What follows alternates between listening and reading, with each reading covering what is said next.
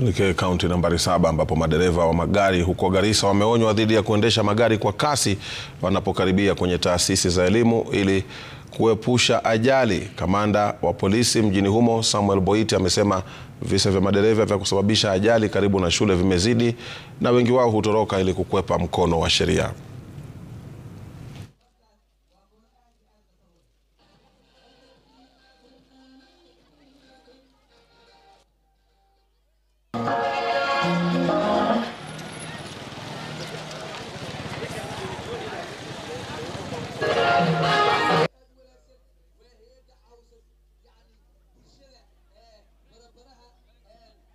Wale waendeshaji wa magari na pikipiki, mnapopita area za mashule, all institutions, learning institutions, enda pole pole.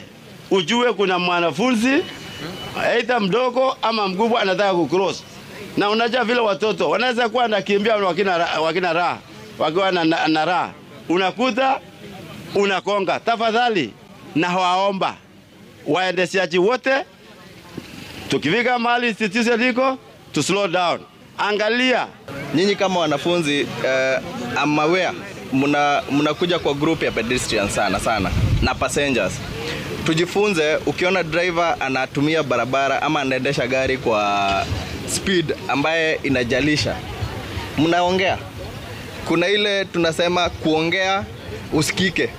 So ukiona driver ana misbehave, unaweza report, unaweza muambia kidogo unaendesha vibaya, at least apunguze kuendesha gari vibaya.